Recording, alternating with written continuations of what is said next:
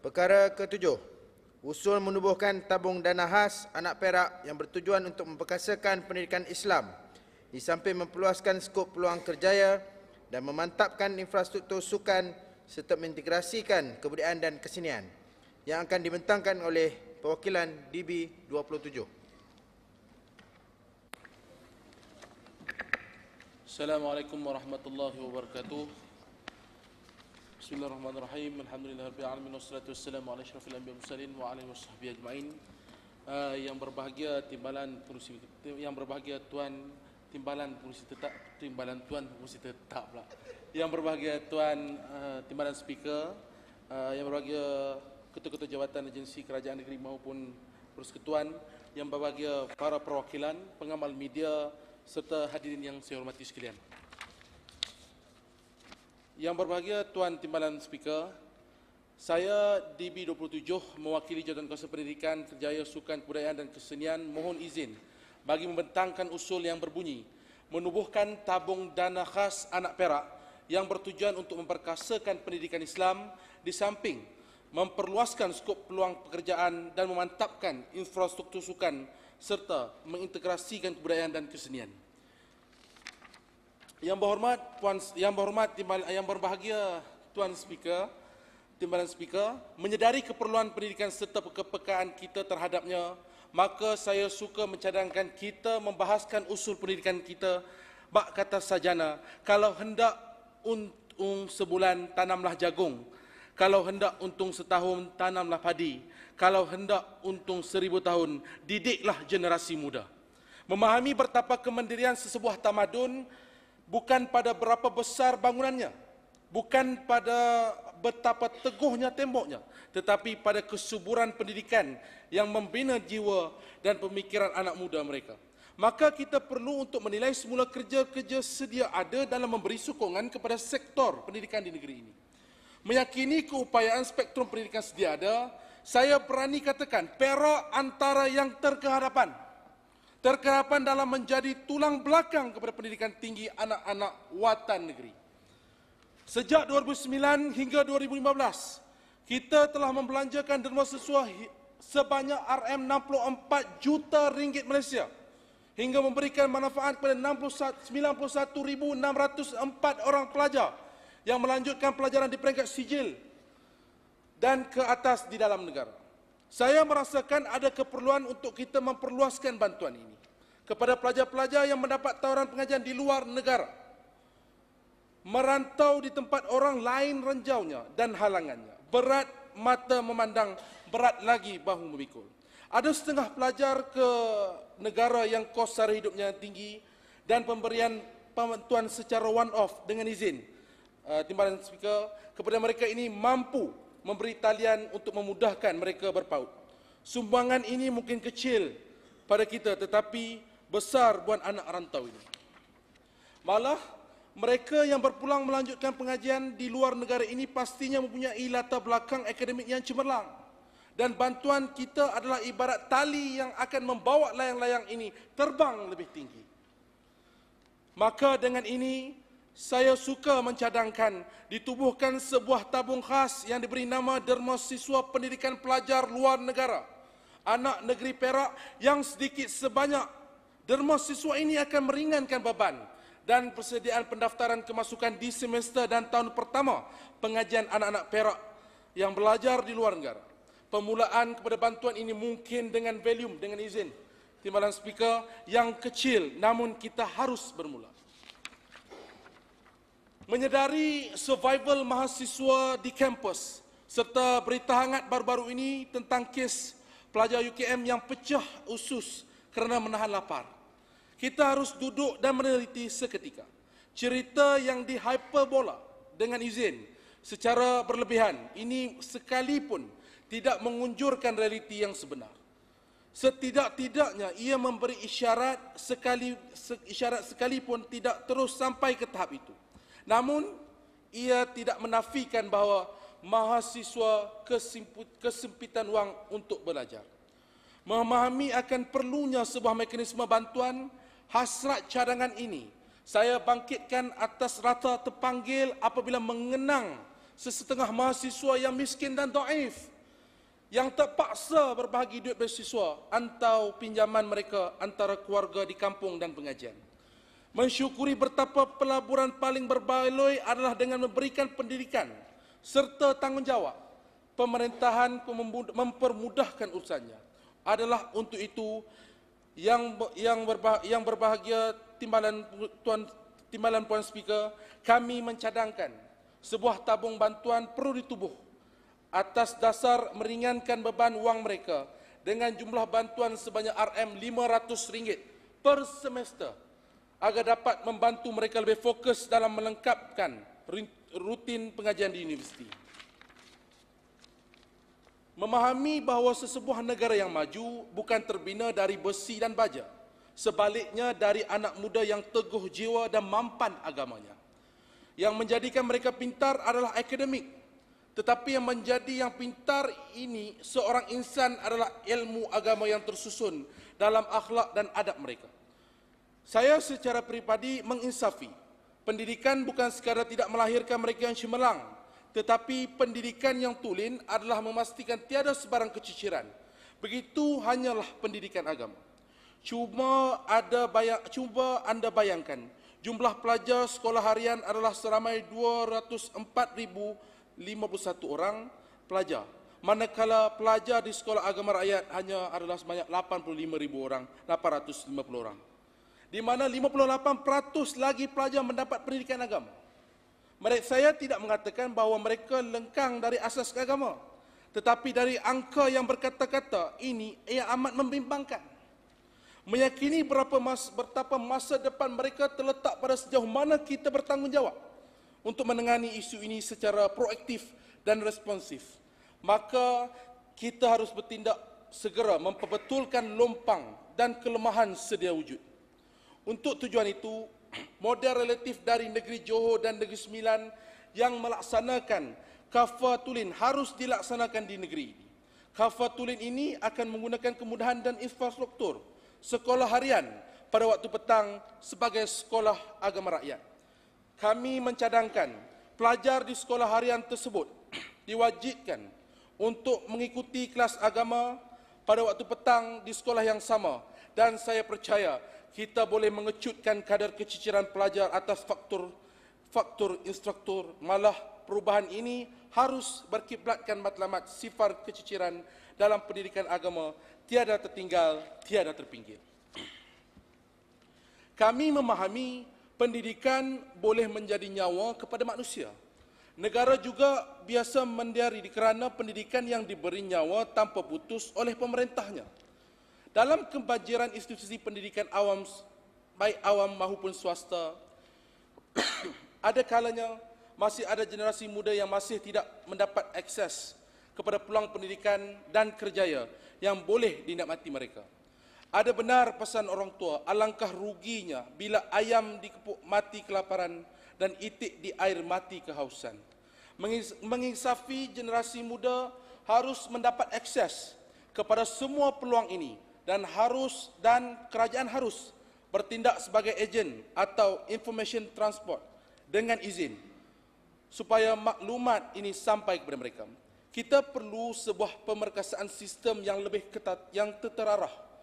Untuk tujuan itu, usaha perlu disemarakkan dengan meneliti semula kapasiti Pusat Kerjaya Amanjaya PK agar lebih agresif dalam menyalurkan maklumat pendidikan dan kerjaya kepada kelompok sasaran.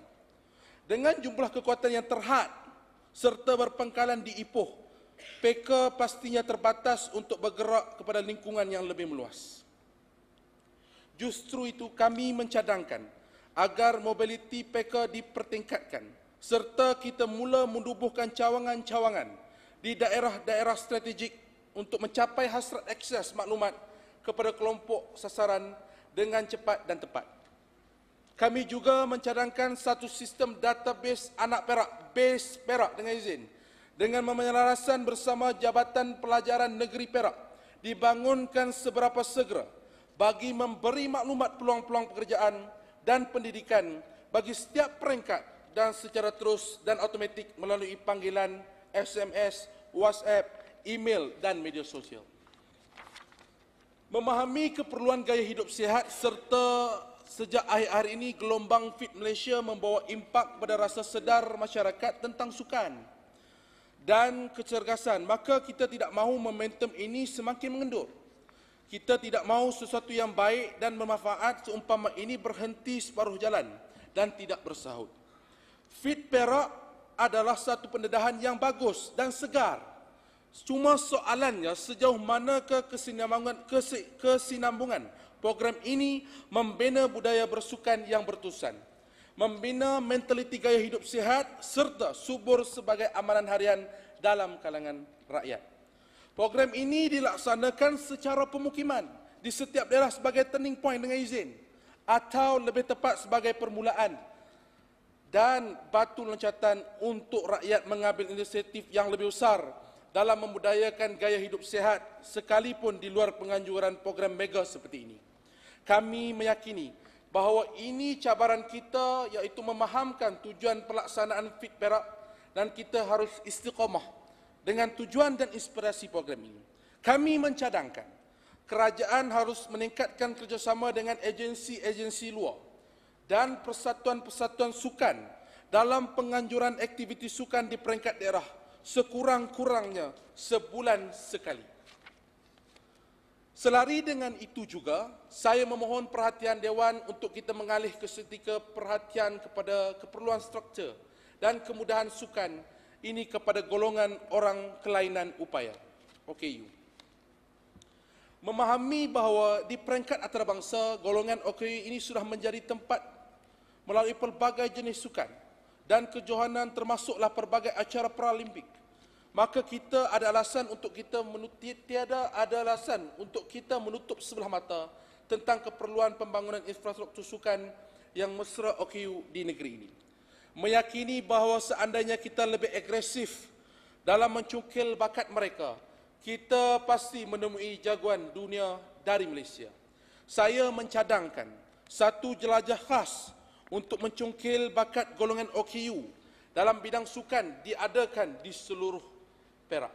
Jika untuk acara tinju, angkat berat dan berbasikal kita ada program mencari juara, maka kita juga percaya ada juara di kalangan OKU yang belum kita gilap semilaunya. Kami mencadangkan pelaksanaan kelas-kelas pendidikan tentang sukan-sukan yang boleh dicuburi oleh golongan OKU. Menyediakan peralatan yang sesuai dengan jenis ketidakupayaan golongan OKU itu dan mendapatkan lebih ramai lagi jurulatih dan pegawai teknikal untuk belia OKU yang berminat dalam sukan. Ini semua adalah cadangan yang jelas dan pragmatik dan kita harus bertindak tanpa prejudis. Menyedari bahawa dalam hidup ini banyak perkara yang boleh kita pilih, kecuali satu perkara, iaitu asal usul kita. Melupakan asal usul samalah seperti kita menanamkan sejarah bangsa agar tidak lagi boleh dibaca oleh generasi seterusnya. Seni dan budaya adalah warisan. Warisan inilah yang akan membina sesiapa kita hari ini. Budaya dan seni inilah yang menyerlahkan dari mana asal kita. Tetapi sayang, ia sunyi dan terpinggir. Menginsafi bahawa hari ini kita ketandusan platform untuk belia ini didekati dengan kebudayaan dan kesenian, ada tiga perkara yang membina jeda makna sesuatu bangsa. Faham, sedar dan hayati khazanah seni dan kebudayaan. Maka program dan pendekatan yang mempromosikan maksud tiga perkara ini perlu dilakukan dengan lebih segar, kreatif dan sifatnya perlu mesra dengan generasi muda. Jika tidak, kita bukan sedang memperuntuhkan tembok gergasi generasi muda dan seni budaya, sebaliknya kita membina tembok yang lebih besar. Mensyukuri akan hakikat, jika kita lihat dan teliti, Perak juga kaya dengan pelbagai elemen kesenian dan kebudayaan. Tapi bila ditanya pada anak Perak, mereka hanya geleng dan tunduk tak tahu. Maka kami mencadangkan sebuah kerangka pendidikan yang memberi ruang kepada generasi muda yang berminat untuk mendalami kesenian dan kebudayaan, mendapat wakaf ataupun anjung ilmu ditubuhkan. Warisan budaya dan seni ini hanya akan terpelihara jika ia berwaris. Saya sedar tidak ada perkataan kata-kata yang lebih mahal dan berharga selain daripada kata-kata juang seorang anak muda. Kebenaran hanya akan tertegak melalui perjuangan tanpa henti dan keikhlasan tanpa batas.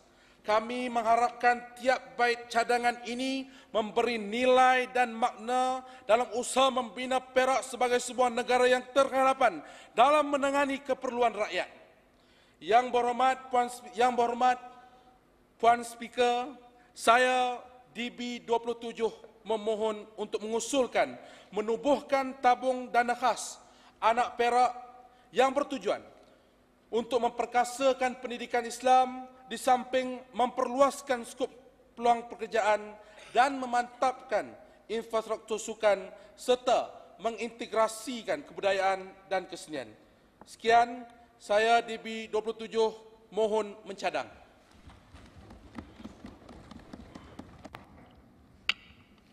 Terima kasih kepada perwakilan DB27. Sebelum saya bertanya sokongan daripada sidang perwakilan sekalian, saya mohon agar saudara-saudari perwakilan dapat melihat dan memperhalusi setiap usul-usul yang dibangkitkan agar kita tidak salah daripada memahamkan satu-satu usul. Ini kerana saya juga ingin menekankan sedikit kekesalan saya sebenarnya selaku seorang wanita apabila usul yang kedua iaitu pembangunan belia wanita memperkasa usaha mencapai 55% guna tenaga belia wanita di dalam semua sektor.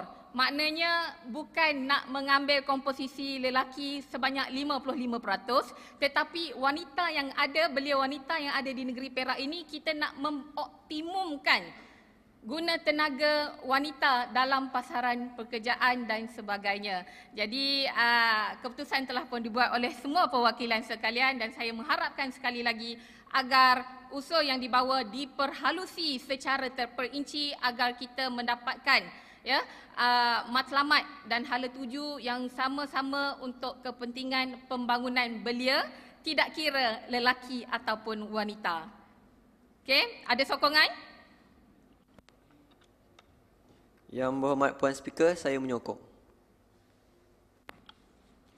Saudara-saudari perwakilan, di hadapan kita ada satu usul yang dibawa oleh saudara perwakilan DB27 dan telah mendapat sokongan. Sekarang saya kemukakan kepada Dewan untuk dibahaskan. Dijemput perwakilan DB07 untuk membahaskan usul tersebut. Dipersilakan.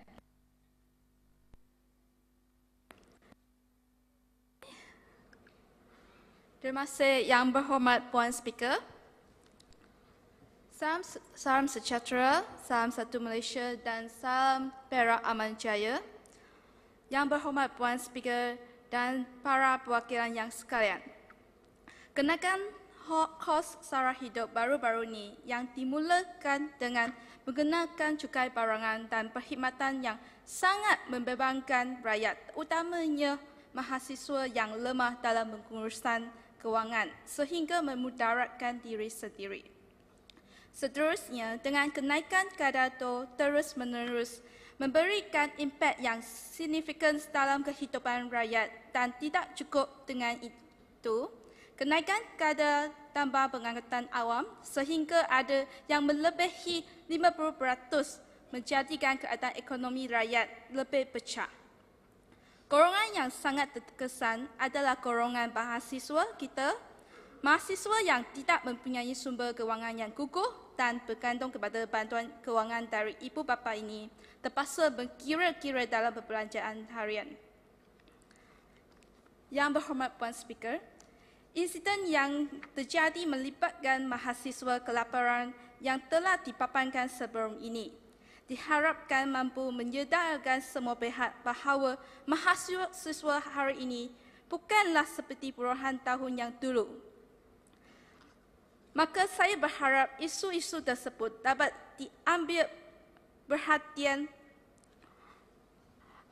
supaya pendidikan kita tidak diganggu dengan besar yang tidak sepatutnya menimbulkan mahasiswa kita. Mengikutkan pengalaman saya sebagai mahasiswa, saya pernah mengalami masalah kewangan yang seperti yang lain.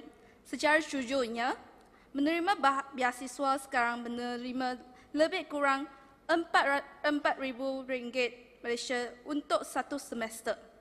Selepas ditolak yuran pengajian dalam hal-hal pentampilan, pakinya mungkin dalam 2 hingga 3,000 ringgit Malaysia untuk kegunaan dalam satu semester yang dianggarkan 5 bulan. Dalam pemerhatian, kalangan mahasiswa yang mengalami kesempitan pada penghujung semester biasanya dilalui pada bulan-bulan terakhir pengajian. Satu keperitaan apabila selepas selesaikan yuran dan sebagainya, pakinya hanya mencerca RM2,000 Malaysia dan memang tidak logik untuk melalui hari-hari yang lebih bercabar sehingga hujung semester. Jadi, tidak mustahil jika mahasiswa yang ikat perut makan mi segera tiap-tiap hari jika mereka menghadapi keadaan yang mendesak itu. Yang berhormat Puan Speaker, menurut unsur yang dicadangkan oleh Jawatan Kuasa 3, memberikan bantuan sara hidup kepada mahasiswa merupakan satu langkah yang sangat baik kerana dapat membantu meningkatkan tahap pendidikan pelajar, khususnya bagi membantu meringankan bebanan ibu bapa yang berpendapatan rendah.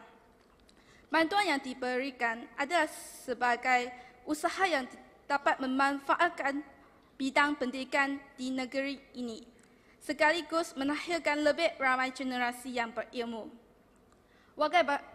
Walau bagaimanapun, saya setuju dengan unsur yang dicadangkan oleh Jawatan Kuasa 3, tetapi terdapat sedikit cadangan yang menambah baik dan memanfaatkan mahasiswa kita. Pada pendapat saya, kita tidak harus menumpukan perhatian dalam bantuan kewangan sahaja, tetapi kita juga harus menumpukan perhatian dalam bantuan yang dari segi kemudahan yang memang diperlukan oleh setiap mahasiswa.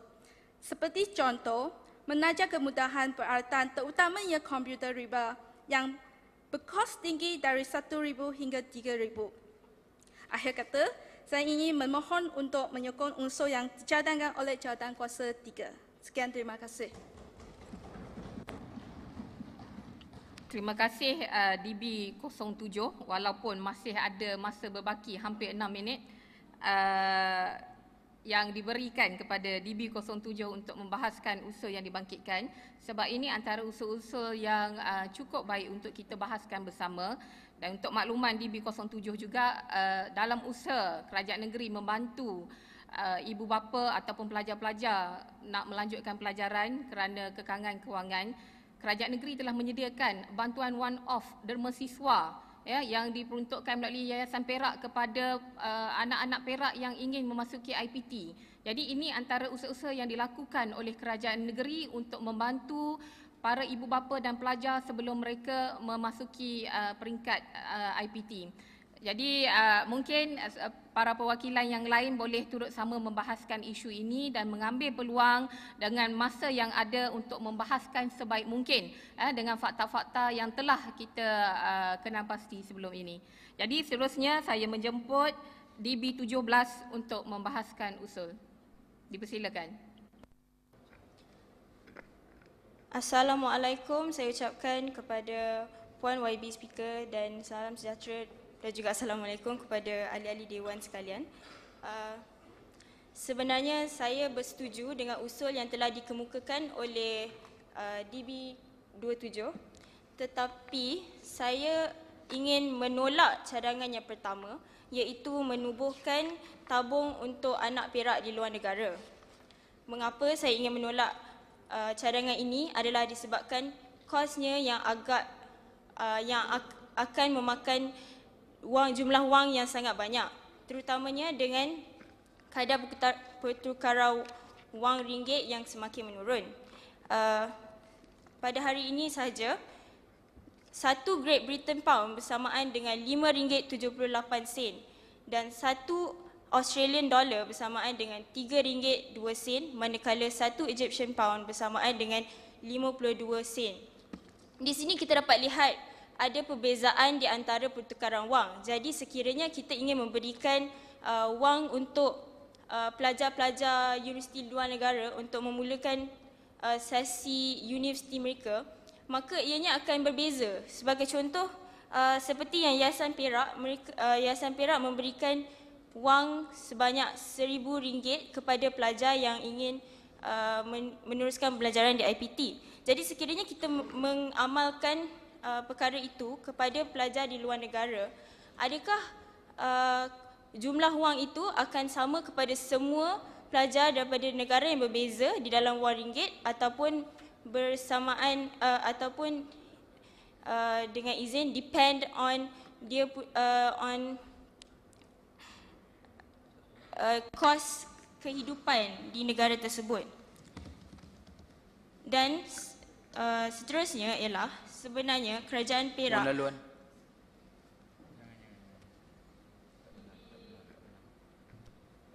saya menolak. DB 53 mohon laluan kepada DB 17. Saya menolak kerana saya ada sesuatu lagi yang saya ingin jelaskan. Okay, seterusnya, kerajaan Perak juga mempunyai derma siswa Majlis Agama Islam dan Adat Melayu Perak yang menyediakan skim bantuan pelajaran, skim bantuan derma siswa dalam dan luar negara dan juga skim bantuan tambang perjalanan. Jadi, bukankah ini sudah cukup? Jadi oleh itu, saya ingin mencadangkan bahawa kerajaan negeri Perak memulakan skim beasiswa luar negara untuk anak Perak yang menawarkan beasiswa penuh kepada seorang atau dua anak Perak setiap tahun. Seperti yang kita tahu, negeri Perak kaya dengan sumber semula jadi. Tetapi berapa lamakah keindahan ini akan berterusan? Jadi, sekiranya kita memulakan beasiswa ini dengan syarat... Mohon mencelah. Saya...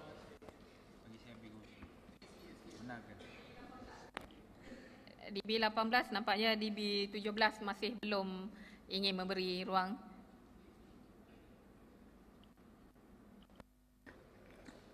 Sebagai contoh, kita mempunyai banyak sumber natural. Jadi, sekiranya dengan syarat mereka kembali bekerja di negeri Perak, mereka dapat menyumbang kembali kepada negeri Perak. Sekiranya kita mengimplementasikan derma siswa yang tabung tersebut, apakah kerajaan akan dapat dengan izin in return? Jadi sekiranya dengan adanya beasiswa ini, negeri Perak juga akan dapat untung daripada perkara tersebut. Dan ia tidaklah perlu dengan izin direstrict kepada degree sahaja, mungkin masters dan juga PhD. Dan kenapa patut kita galakkan pelajar-pelajar ini belajar di luar negara?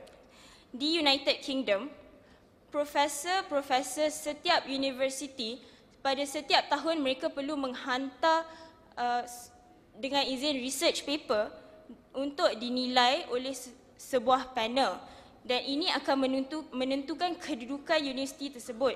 Dengan itu, kita dapat lihat betapa kuatnya dan banyaknya pengalaman yang boleh didapati oleh anak-anak Perak. Mohon laluan. Saya benarkan. Terima kasih kepada perwakilan DB 17. Bukan nak mempertahankan usul tapi cuma nak melontarkan pandangan. Mengenai bantuan derma siswa yang dicadangkan oleh Jawatan Kuasa 3, mungkin tuan-tuan masih kurang jelas apa yang cuba kita laksanakan. Sebenarnya, di negeri Perak, melalui Yayasan Perak, ada satu derma siswa yang diberikan kepada pelajar-pelajar di dalam negara, yang belajar di dalam negara. Tetapi kenapa kita menganaktirikan pelajar-pelajar yang berada di luar negara? Itu satu. Kita macam menganaktirikan, itu dua. Satu. Yang kedua, memang kita Majlis Agama Islam ada memberi bantuan, tetapi kepada pelajar yang beragama Islam. Bagaimana pelajar-pelajar yang bukan beragama Islam? Kedua. Dan yang ketiga, bantuan ini bukan nak bantu sepenuhnya. Sekurang-kurangnya kerajaan membantu bukan mengharapkan balasan. Tapi kerajaan bantu kerana mereka adalah anak negeri Perak.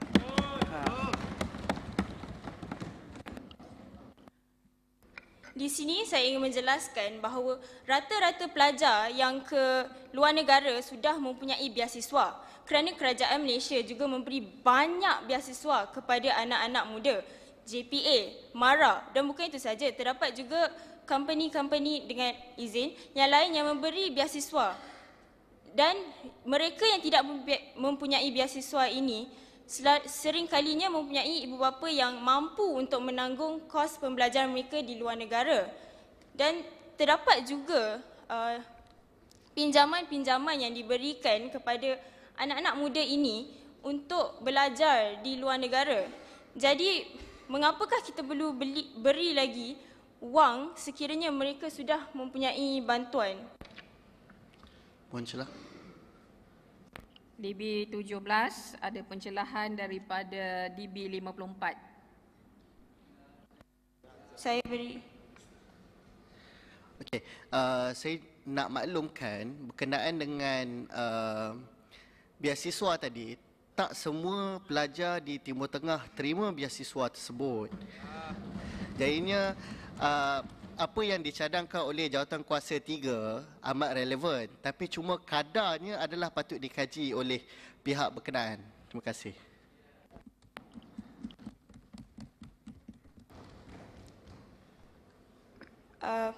Saudara mengatakan bahawa pelajar di Timur Tengah tidak mempunyai beasiswa, tetapi sebenarnya kerajaan Perak ada memberikan bantuan untuk mereka di Jordan dan juga di Egypt. Dan mereka perlu untuk kos apa? Dia Saya masih ada di depan ni. Ya. Jadi tolong melihat kepada saya untuk pencerahan, ya. Saya masih ada di depan ini. DB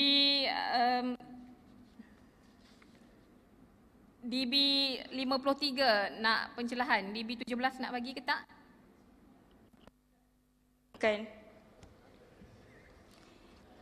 Merujuk kepada pelajar-pelajar di Timur Tengah, sebenarnya Yayasan Perak ada memberikan pinjaman kepada mereka di Jordan dan di Egypt seperti yang telah saya nyatakan tadi, dan tidak ada dengan izin spesifik jurusan yang diberikan, hanya kepada mereka yang hendak ke sana. Dan kebanyakan di Timur Tengah, kadar pertukaran wangnya adalah lebih rendah dan kos hidup di Timur Tengah lebih rendah. Seperti yang telah saya sebut tadi, satu Egyptian pound ialah hanya DB 17 ada beberapa perwakilan yang ingin buat pencerahan, ada 3 orang. Nak bagi laluan ataupun tidak, dan sekiranya hendak menggunakan perintah tetap, baca perintah tetap dengan betul dan tidak salah gunakan perintah tetap tersebut. 29/3 Yang lain saya minta duduk, ya. Perintah tetap 29/3/A. Seseorang perwakilan hendaklah bertanggungjawab atas kenyataan dan isu kandungan ucapannya. Apa yang saya nak nyatakan di sini, apa yang telah dinyatakan oleh DB berapa? 17 adalah tak benar. Jadi DB 17 perlu kaji semula, buat research. Sebab apa? Untuk makluman DB 17, tak semua pelajar kita yang keluar negara dapat bantuan. Saya bukan nak menidakkan, cuma saya nak meminta diperbetulkan isi kandungan. Untuk makluman, DB 17, pelajar kita yang belajar di Indonesia, hampir 70% kita tak bagi bantuan. Bagaimana dia nak tanggung kos pengangkutan, kos permulaan semester di sana? Itu yang antara anak-anak Perak yang saya nampak perlu kita bantu. Bukan saja di Indonesia, di Australia, di Jordan. Ada semua kos-kos perubatan, ada kos-kos yang tidak ditanggung oleh Majlis Agama Islam, yang bukan Islam. Itu yang cuba saya tegaskan. Terima kasih. DB 17 teruskan. Masa kalau ikutkan telah cukup, tapi isu ini amat menarik untuk diperbahaskan. Saya bagi ruang lagi kepada DB 17 untuk meneruskan perbahasan. Baiklah, telah berkali-kali saya menyatakan bahawa kos kehidupan di negara yang berlainan adalah berbeza. Jadi, kebanyakan dan kita harus lihat mengapa bantuan ini tidak pergi kepada anak-anak Perak ini. Kerana mereka tidak mempunyai inisiatif untuk meminta daripada kerajaan Perak. Kerana seperti yang saya telah sebut, Derma Siswa Majlis Agama Islam ada menyediakan dan rata-rata pelajar juga sudah mempunyai beasiswa. Bukan saya hendak mengatakan bahawa DB 17. DB 27, saya ingat yang hendak dibangkitkan oleh DB 27 tadi, saya juga faham dan saya nak tekankan dekat sini DB 17, ya, masa telah pun cukup. Untuk DB yang bangun, perwakilan yang lain yang bangun, kita minta supaya DB 17 menghabiskan hujah. Dan saya juga mengharapkan agar setiap fakta-fakta yang hendak dikeluarkan disemak dengan betul-betul terperinci untuk memastikan apa juga penghujahan kita dengan fakta yang betul. Jadi DB 17 teruskan, saya bagi 1 minit untuk pengulungan akhir. Dengan ini, saya ingin menolak cadangan tabung derma tersebut kerana ianya amat sukar untuk beri keadilan kepada pelajar-pelajar yang datang daripada negara-negara yang berbeza. Adilkah jikalau kita memberi RM2,000 tetapi RM2,000 itu berbeza kadar pertukarannya dengan pelajar di Egypt dan pelajar di Great Britain? Adilkah? Dengan itu, terima kasih. Okay, terima kasih DB 17. Nampaknya walaupun perut telah kenyang, ya, belah petang ni masing-masing mimpikan bantal di bilik, tetapi nampaknya isu yang dibangkitkan telah mendapat respon yang baik daripada seluruh perwakilan. Maka yang nak mengantuk pun jadi tak mengantuk, ya. Bagus, dan saya teruskan dengan perwakilan DB 35 untuk membahaskan usul. Dipersilakan.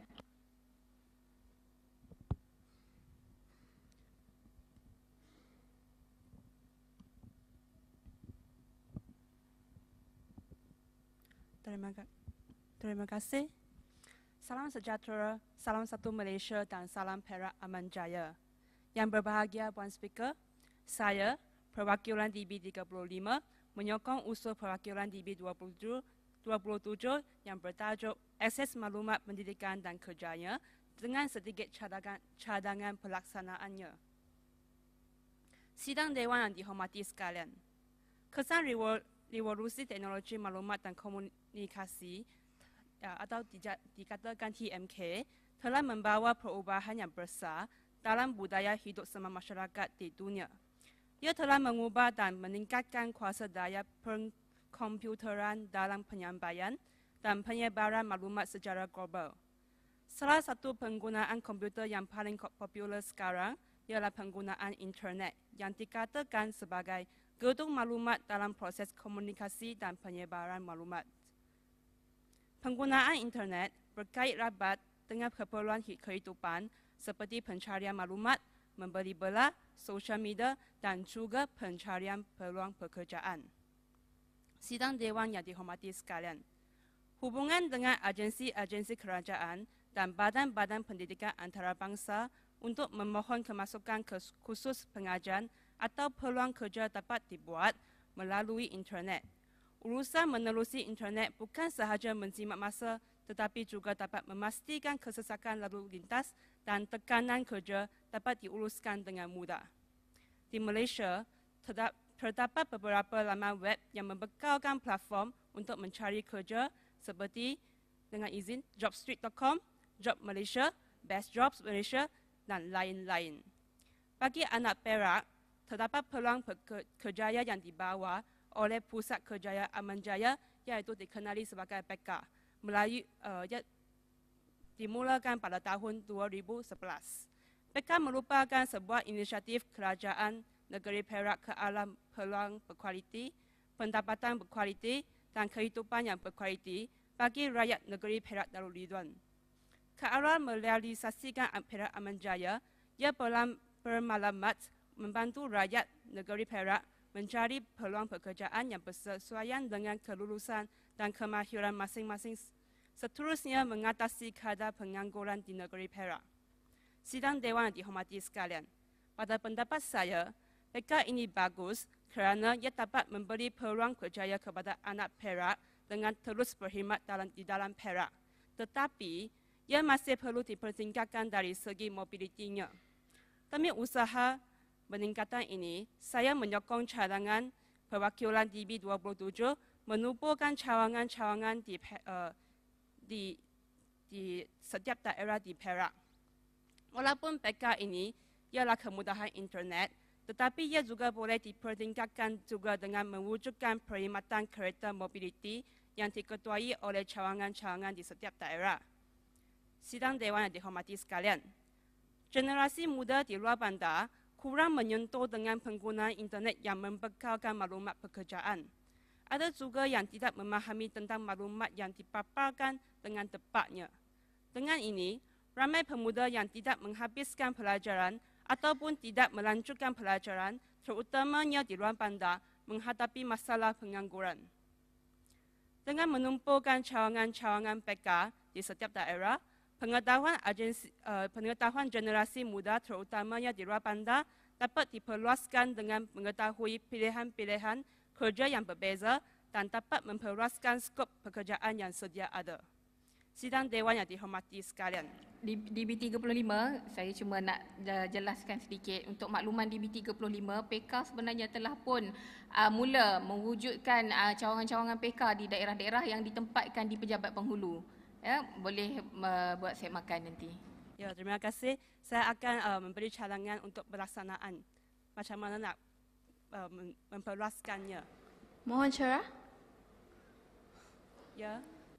DB35 nak bagi laluan kepada DB07? Ya. Sekian, terima kasih yang berhormat Puan Speaker. Terima kasih. Saya ingat dah nak habis sebab dia dah sekian terima kasih. Okey, teruskan. Minta maaf. Yang berhormat Puan Speaker, saya hanya nak bercadangkan tentang isu-isu tentang ni kerana yang pelajar yang luar bandar bukan sahaja dapat mencarikan maklumat tentang kejayaan dari segi elektronik, bahawa mereka juga boleh mencarikan maklumat dan kerja mereka dari surat khabar yang dipaparkan setiap hari. So, saya nak mencadangkan kumpulan Jabatan Kuasa 3 adalah kumpulan Jabatan Kuasa 3 memikirkan kes-kes yang berikut. Terima kasih. Okey, sambung DB35. Ya, terima kasih. Saya akan sambung dengan cadangan tentang pelaksanaan. Cawangan-cawangan yang dicadang memainkan peranan untuk mempunyai kiosk mobiliti yang beredar ke setiap tempat di dalam daerah masing-masing dengan seminggu atau sebulan sekali. Kiosk mobiliti yang disediakan boleh mewujudkan perkhidmatan-perkhidmatan seperti mengumpul data sesiapa yang menganggur atau ingin menukar pekerjaan atau ingin melanjutkan pelajaran dan sebagainya. Dengan ini, pihak PK dapat membuka fail data dan menghubunginya jika terdapat peluang. Perkhidmatan PK juga boleh diperluaskan dengan bantuan kaunseling dan pertanyaan kepada penduduk dengan mengadakan pameran atau ceramah tentang bantuan kerjaya. Tidak lupakan, kiosk perkhidmatan ini juga boleh mengadakan kursus kepada penduduk tempatan untuk mencari maklumat pekerjaan melalui internet. Sidang Perwakilan Sekolah. Saya menyokong usul mencadangkan agar mobiliti PK ditingkatkan sejak kita mula menumpukan cawangan-cawangan di daerah strategik untuk mencapai hasrat akses maklumat kepada kelompok sasaran dengan cepat dan tepat oleh Jawatan Kuasa Pendidikan, Kerjaya, Sukan, Kebudayaan dan Kesenian. Sekian, terima kasih. Perwakilan DB 35, masa anda sebenarnya masih ada berbaki 3 minit. Sekali lagi saya ingatkan agar kita menggunakan sebaik mungkin masa yang diberikan selama 10 minit itu untuk menyampaikan fakta-fakta dan suara-suara belia, terutamanya dari segi bidang pekerjaan. Dan sini juga saya nak supaya kita semua dapat memikirkan bersama, selain daripada peranan PK, kita sebenarnya telah ada di daerah-daerah pusat, iaitu pejabat tenaga buruh yang sebenarnya belia-belia boleh pergi untuk melihat dan menyemak pekerjaan-pekerjaan yang ada. Tetapi bagaimana kita nak menggerakkan belia supaya mereka sedikit rajin untuk mencari ruang-ruang atau peluang-peluang pekerjaan yang ada. Jadi kita teruskan dengan perbahasan daripada perwakilan DB 38. Dipersilakan.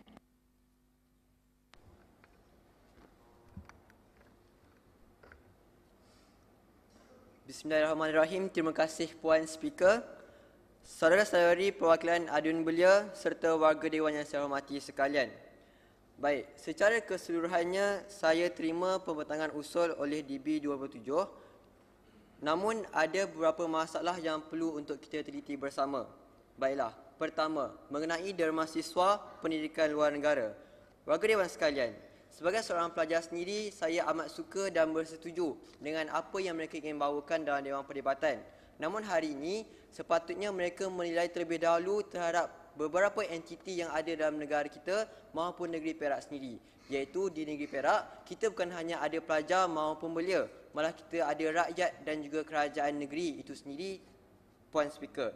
Oleh itu, hari ini sepatutnya mereka menilai mengenai kepentingan pelbagai pihak, di mana mereka hari ini ingin memberikan derma siswa ini kepada pelajar di luar negara, Puan Speaker. Dan saya kira perkara ini tidak akan memberikan apa-apa sumbangan kepada negeri Perak yang juga dipersetujui oleh DB 17. Di mana hari ini saya percaya bahawa bagaimanakah kita ingin menjamin pelajar-pelajar yang berada di luar negara ini setelah kita memberikan mereka ini derma siswa mampu untuk menyumbang kembali, memberikan pulangan yang sebaiknya, yang sepatutnya kepada negeri Perak, warga Dewan sekalian.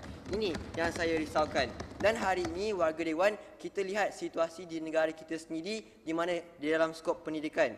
Menurut Timbalan Menteri Pendidikan 2, P. Kamalanatan, mengenai isu PTPTN warga Dewan, iaitu sehingga 2011 sebanyak 22.5 bilion dibayar kepada peminjam dan pulangan atau bayar balik daripada peminjam hanyalah 2.8 bilion sahaja, iaitu hanya 12% sahaja daripada jumlah yang dibayar warga Dewan. Dan 2015 daripada 605,685 peminjam PTPTN masih gagal untuk membuat bayaran balik dan mencecah hutang sehingga 4.7 bilion warga Dewan.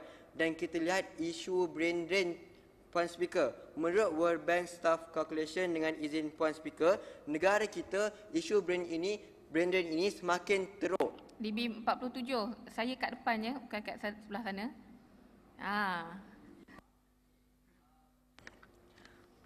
Okey, di negeri Perak sendiri, takkan kita ingin memberikan derma siswa ini hanya kepada pelajar, kita hanya memberikan wang sahaja tanpa dengan ada apa-apa perjanjian pulangan balik kepada negeri Perak sendiri. Iaitu sebab itu negara kita sendiri apabila kita lihat telah dalam hutang PTPTN semakin bertambah dan ada pelajar di luar negara yang tidak bekerja kembali ke negara kita. Ini kan pula di negeri Perak sendiri, warga Dewan sekalian. Bagaimanakah dengan kita memberikan derma siswa, kita bagi wang sebagainya, dan di manakah pulangan kembali kepada negeri Perak? Saya kira ini adalah satu pembaziran warga Dewan.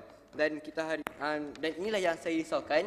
Oleh itu, penambahbaikan yang saya boleh lakukan ialah pertama, iaitu sepatutnya dalam masa kita memberikan perwakilan 38 ada pencelahan daripada DB 29. Betul? Saya terima. Saudara mengatakan sebentar tadi bahawa pelajar yang meminjam PTPTN sukar untuk membayar balik PTPTN ini kerana apa? Sebab bunga yang dikenakan ataupun yang dikatakan pinjaman selepas itu yang naik setiap tahun membebankan para pelajar yang meminjam PTPTN. Soalan saya kepada saudara, apakah mekanisme yang boleh dilakukan oleh para pelajar untuk memudahkan mereka membayar balik PTPTN? Adakah dengan tidak mengenakan faedah yang dikenakan oleh PTPTN? Sekian. Okey, terima kasih saudara. Saya kira bunga PTPTN ini tidak pun bertambah, malah kerajaan negara Malaysia sendiri telah pun memberi diskaun kepada peminjam PTPTN ini. Jadi saya kira isu ini tidak perlu dibawakan dalam perdebatan, jadi saya tolak izin dalam saudara. Baiklah, sambung kepada penambahbaikan saya, iaitu sepatutnya hari ini perwakilan sana perlu untuk dalam masa kita memberikan derma siswa ini, kita perlu membuat satu perjanjian ataupun apa-apa perjanjian. Contohnya seperti apabila kita berikan derma siswa ini kepada pelajar luar negara dan kita perlu tarik kembali pelajar negeri Perak ini untuk bekerja kembali ke negeri Perak untuk menyumbang kepada pendapatan negeri Perak. Dan yang kedua, DB 38 ada pencerahan. saya terima. Bismillahirrahmanirrahim. Assalamualaikum yang berhormat Puan Speaker. Terima kasih DB 38. Baiklah, hari ini semua sedang hangat berbicara mengenai derma siswi. Hari ini saya tekankan isunya bukan mengenai kita menanaktirikan pelajar-pelajar Perak di luar negara. Namun hari ini dua perkara yang perlu untuk kita fikirkan. Pertama, mengenai isu keperluan pelajar di luar negara. Dan yang kedua, isu kapasiti ekonomi kerajaan negeri sendiri. Kerana hari ini kita perlu sedar, wujud ataupun tidak kelompok-kelompok ataupun persatuan mahasiswa yang menuntut agar pihak kerajaan, persekutuan maupun kerajaan negeri menghantar bantuan kepada mereka. Saya kira hari ini tidak.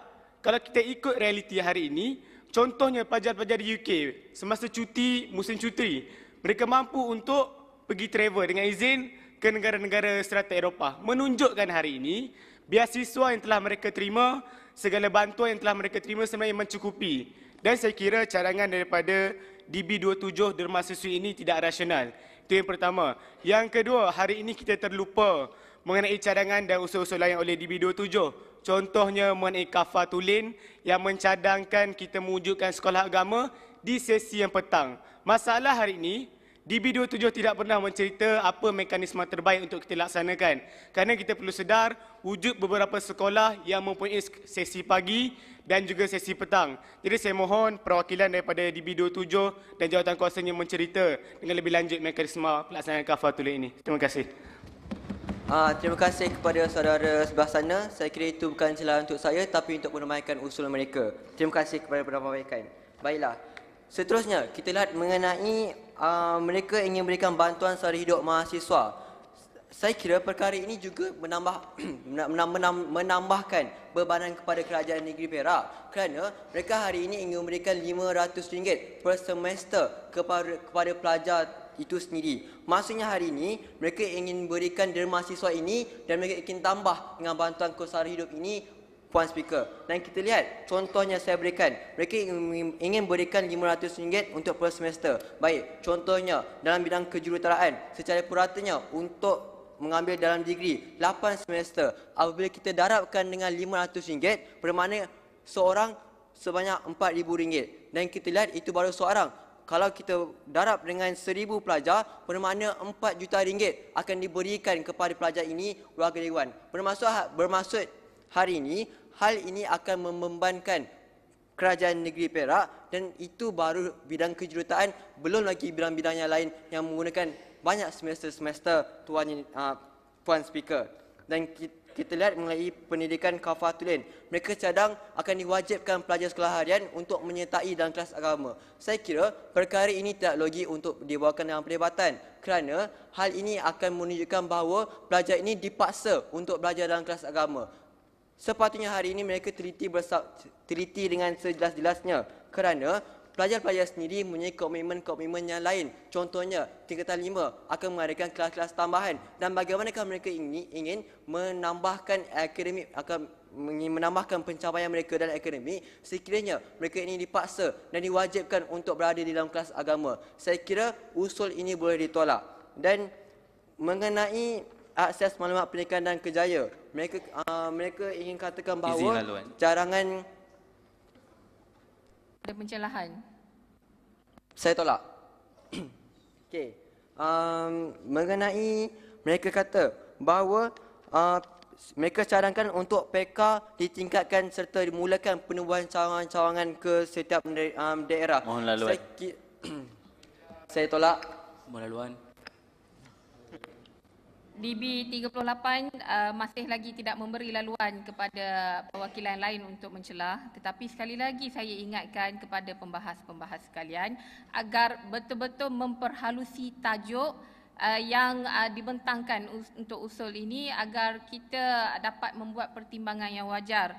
Ya, kalau kita lihat bagaimana usul yang dibentangkan, tajuknya menubuhkan tabung dana khas anak perak yang bertujuan untuk memperkasakan pendidikan Islam, di samping memperluaskan skop peluang kerjaya dan memantapkan infrastruktur sukan serta mengintegrasikan kebudayaan dan kesenian.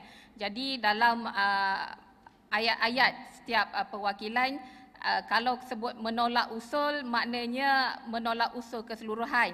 Tapi kalau menolak cadangan, salah satu cadangan itu lain. Jadi kena betul-betul berwaspada dengan kata-kata yang ingin disampaikan. Teruskan, DB 38, saya bagi masa tambahan 2 minit lagi. Terima kasih Puan Speaker, minta maaf atas kesalahan. Baiklah, sambung kembali kepada mengenai PK yang kononnya mereka ingin cadangkan untuk menubuhkan cawangan-cawangan ke setiap daerah. Dan seperti yang dipersetujui oleh Puan Speaker bahawa PK telah pun mula menubuhkan cawangan-cawangan di setiap daerah. Jadi saya kira saya tak kata saya setuju, saya maklumkan telah pun dibuat.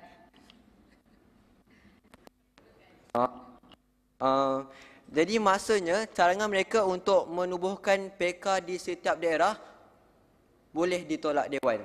Baiklah. Perintah tetap.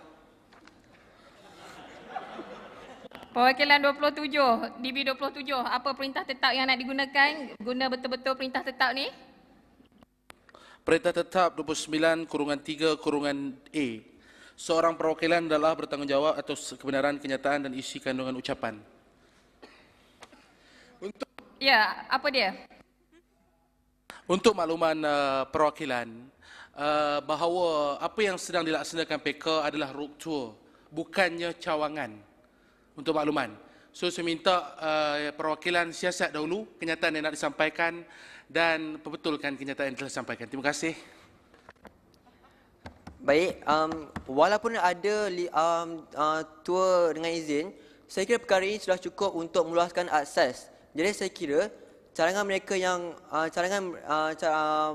dengan adanya PK menggunakan tour ini, saya kira perkara inilah yang akan melebarkan jaringan akses secara berperingkat. Okey. Mengenai gaya hidup sihat dan bersukan, saya bersetuju bahawa unjuran sukan hari ini perlu untuk dilakukan sebulan sekali bagi merancangkan lagi penglibatan belia dalam arena sukan. Dan mengenai sukan perspektif OKU, saya juga bersetuju bahawa golongan OKU ini juga boleh untuk diberi ruang dan peluang bagi mereka meluaskan lagi kapasiti mereka untuk bersukan. Dan mengenai mengenai kesenian dan kebudayaan, saya juga bersetuju bahawa hari ini pendidikan perlu diterapkan kepada belia mengenai warisan serta adat dan budaya bagi mempertahankan adat dan budaya masing-masing. Dan pendidikan ini bukan hanya daripada segi formal, malah juga dari segi tidak formal. Sekian, terima kasih. Setuju tak setuju?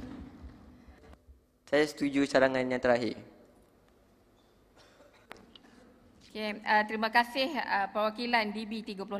Saya juga untuk mengambil kesempatan nak maklumkan kepada semua perwakilan bahawa kerajaan negeri di bawah pembangunan modal insan di bawah bajet 2016 sebenarnya telah memperuntukkan sebanyak 11 juta untuk derma siswa pendidikan negeri dan 7 juta kumpulan wang biasiswa Melayu dan bukan Melayu. Ini antara usaha yang diambil oleh kerajaan negeri kita. Seterusnya, saya menjemput perwakilan DB 47 untuk membahaskan usul tersebut. Dipersilakan.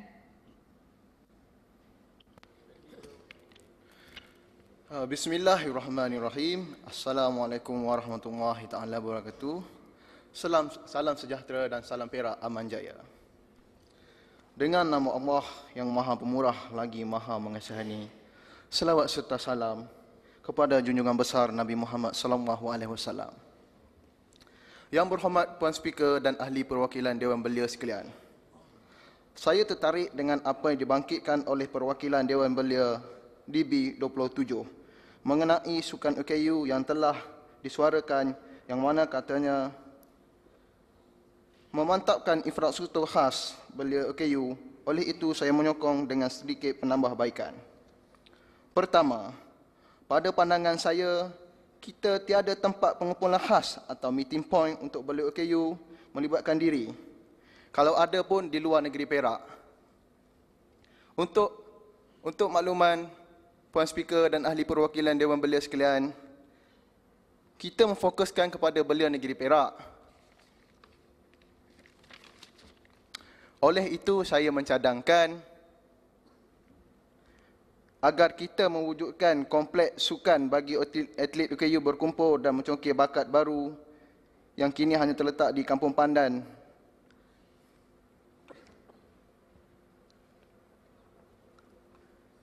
Alangkah baiknya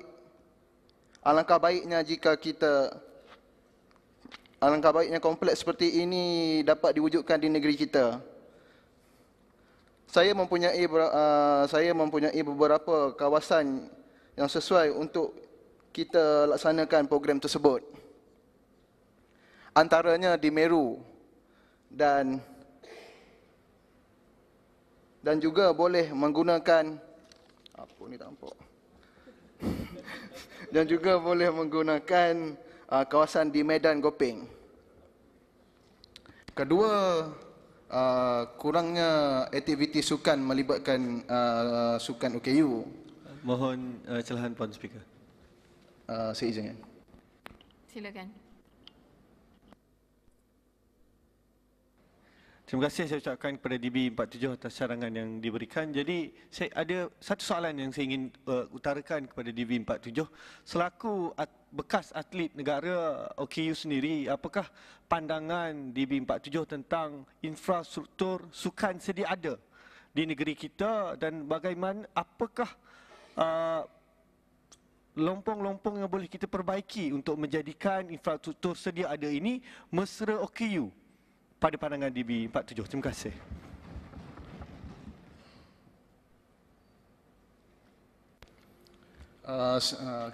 Terima kasih atas cadangan tadi.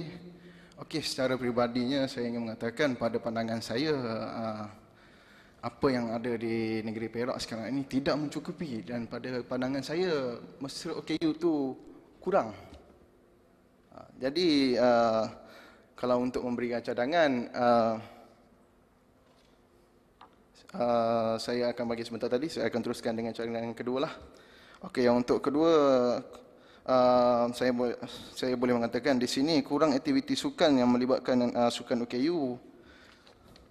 Untuk makluman Puan Speaker dan ahli perwakilan Dewan Belia sekalian, kerajaan negeri melalui Kompleks Belia dan Sukan KBS telah pun melaksanakan program yang diberi nama iTalent bagi mencari bakat-bakat baru golongan OKU yang ingin melibatkan diri dalam sukan.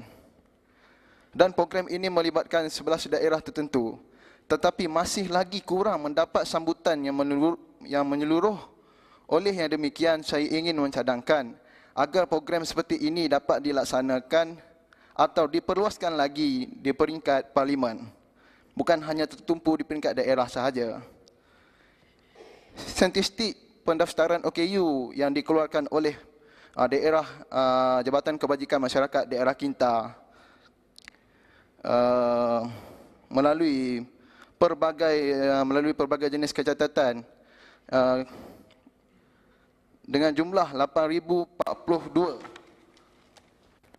Jadi oleh itu saya rasa patut kita mempulaskan lagi program ini di peringkat parlimen, bukan di peringkat daerah sahaja. Kerana seperti saya katakan tadi, kerana kurangnya sambutan. Okay. Teruskan. Ketiga, Yang Berhormat Puan Speaker dan Ahli Perwakilan Dewan Belia sekalian, sebentar tadi dalam hujah beliau menyatakan tiada peralatan khas untuk menjalani sukan OKU. Saya bersetuju dengan apa yang diperkatakan. Oleh itu, saya ingin mencadang agar pihak kerajaan negeri dapat menambah peruntukan untuk menaik taraf peralatan yang sedia ada untuk golongan OKU.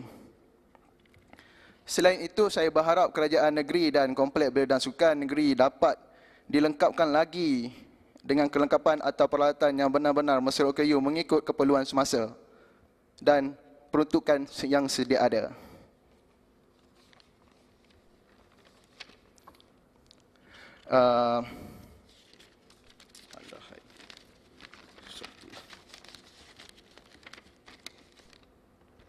Yang Berhormat Puan Speaker dan Ahli Perwakilan Belia sekalian, seterusnya saya ingin merujuk kepada apa yang telah dibangkitkan oleh sahabat saya mengenai kekurangan jurulatih dan pegawai teknikal bagi memberi latihan kepada golongan OKU yang benar-benar untuk melibatkan diri dalam sukan.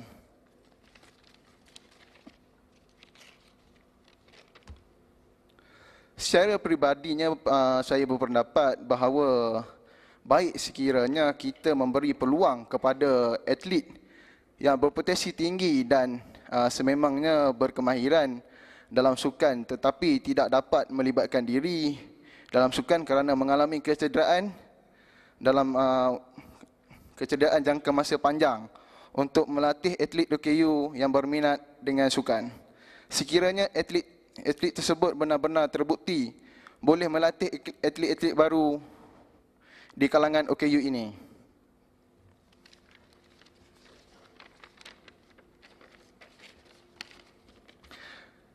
Yang Berhormat Puan Speaker dan Ahli Perwakilan Dewan Belia sekalian, sebelum saya mengakhiri ucapan saya, seperti mana yang telah dikatakan tadi, sukan OKU ini telah menjadi satu tempat untuk golongan OKU tersebut meraih pendapatan kerana ada di antara mereka ada di antara sukan yang diperkenalkan, diberi allowance dan sebagainya. Oleh yang demikian, saya berharap kerajaan negeri dapat menerima cadangan saya agar golongan OKU ini tidak bergantung hidup kepada bantuan yang diberikan oleh Jabatan Kebajikan Masyarakat sahaja. Sekian, terima kasih. Terima kasih kepada perwakilan DB 47 dalam usaha-usaha memartabatkan sukan terutamanya di kalangan orang kurang upaya, ya, yang mana kita pun sedia maklum bahawa ramai atlet-atlet kurang upaya kita telah menyertai sukan di dalam Paralimpik, ya. Jadi mungkin usaha-usaha yang disyorkan oleh DB 47 yang juga saya kira beliau juga salah seorang atlet Paralimpik, atlet untuk orang kurang upaya, ya, mengenai masalah-masalah yang beliau hadapi dan mungkin ini akan dilihat oleh kerajaan negeri. Dan seterusnya saya teruskan perbahasan dari perwakilan DB 59. Dipersilakan.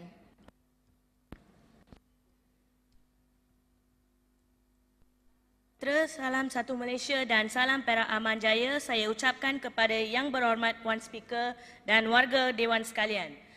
Saya sebagai pembahas akhir untuk hari ini, sebagai pembuka bicara ingin melontarkan satu pesanan yang berbunyi, yang berharga di negara Mesir bukannya kapas, minyak, hasil bumi dan yang lain-lain, tetapi yang paling berharga ialah generasi mudanya. Pendidikan merupakan alat yang paling berkuasa bagi diri belia untuk terus menyela di persada dunia. Saya menyedari bahawa RM11 juta telah diperuntukkan dalam bajet 2016 untuk derma siswa pendidikan negeri Perak. Seperti yang diusulkan oleh JK3, saya ingin mohon pencerahan di mana cadangan derma siswa ini di bawah Yayasan Perak ataupun penubuhan satu tabung tersendiri kepada pelajar di luar negara yang merupakan anak Perak kita. Okey, saya ingin menegaskan di sini bahawa kita perlu memahami dasar derma siswa di bawah Yayasan Perak ianya bertujuan untuk membantu mahasiswa dan mahasiswi untuk membuat persediaan awal pengajian di Institut Pengajian Tinggi dengan syarat pemohon dengan isi rumah berpendapatan 3,000 dan kurang sebulan sahaja. Dan bagi anak Perak yang memenuhi kriteria dan syarat, maka pemohon akan menerima bantuan dari segi kewangan iaitu 1,000 untuk degree dengan izin.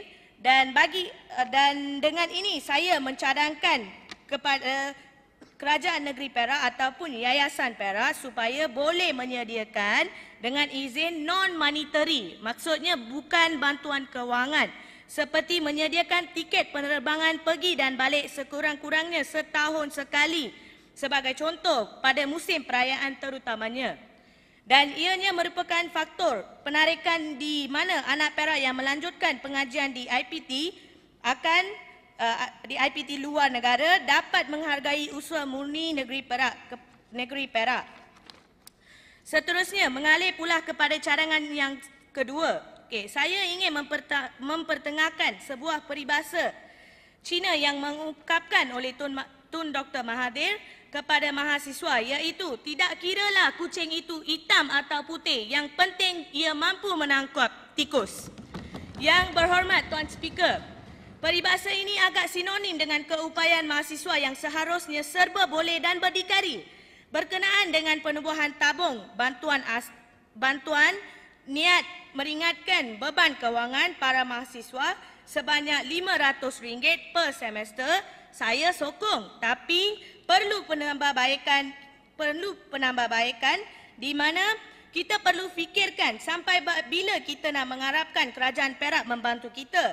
Sedangkan fikirkanlah apakah usaha yang inovatif dan proaktif yang boleh kita buat tanpa abaikan pelajaran kita. Dengan ini, saya mencadangkan kepada pihak pengajian tinggi di Perak supaya melonggarkan syarat pengajian tinggi di institut di Perak supaya mereka dapat menggalakkan mahasiswa dan mahasiswi untuk menjana pendapatan sendiri yang sesuai dengan jadual kelas mereka dan tidak menjejaskan pelajaran. Okey, sebenarnya sebagai mantan mahasiswa, saya sendiri sedar bahawa kepentingan bekerja sambilan semasa di universiti untuk menampung kos sara hidup yang terlalu tinggi. Mohon pencerahan. DB 59 ada pencerahan nak bagi laluan? Biar saya meneruskan dulu. Okey, sebagai contoh, mereka boleh melakukan perniagaan online, kelas kemahiran, kelas tuition ataupun yang lebih baik ialah menyertai pertandingan-pertandingan yang menawarkan hadiah wang sebagai hadiahnya. Okey, selain itu saya juga ingin mensyorkan satu lagi cadangan kerja sambilan yang tidak memerlukan modal yang kini dilakukan oleh rukun tetangga Jelapang iaitu kawasan saya sendiri dengan kerjasama Ipoh City Watch iaitu Kita Semula Sampah Sarap yang boleh di Kita Semula serta menjualnya kepada ejen pusat Kita Semula. Okey, usaha ini secara tidak langsung akan membantu membersihkan kawasan persekitaran universiti serta menjadikan Perak tempat pilihan pelancong. Saya juga mohon mencadangkan bahawa sumbangan berbentuk bantuan kupon makanan boleh dilakukan di universiti yang saya ilhamkan dari masa sekolah dulu di mana wujudnya RMT di sekolah.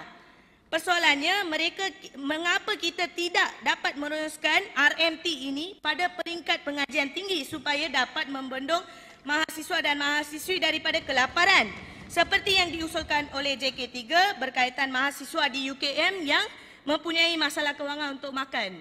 Okey.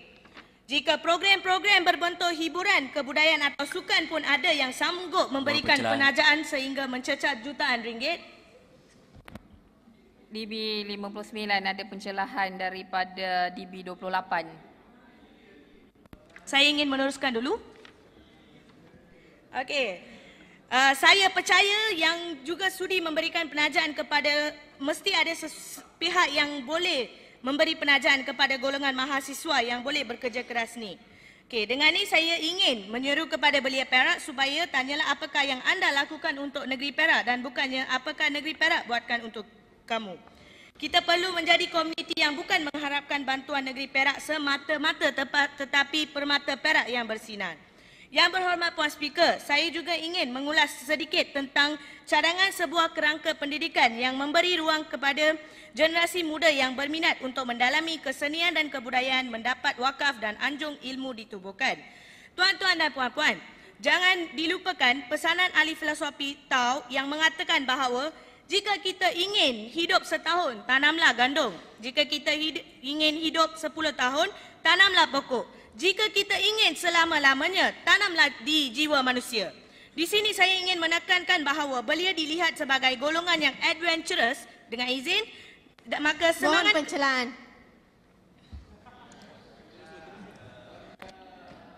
DB 36, garang mohon pencerahan ni.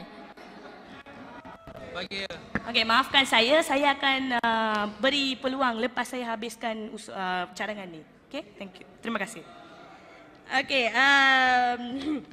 maka semangat kenegerian dan semangat menjaga budaya dan warisan perlu lahir daripada diri generasi muda untuk mensejahterakan dan memperbaiki diri masyarakat. Oleh itu, saya suka mencadangkan di sini bahawa kerajaan boleh memperkasakan dan memberi nafas baru kepada bangunan-bangunan bersejarah seperti kompleks Pasir Salak supaya menjadikannya lebih inovatif dan interaktif supaya dapat menarik jiwa belia untuk mengunjungi, memahami dan mengaplikasikan warisan budaya.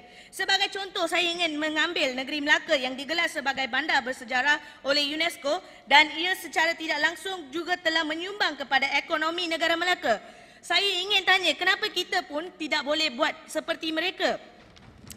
Dan secara kesimpulannya, saya yakin secara automatiknya DB 59 panjang lagi tak? Sikit lagi.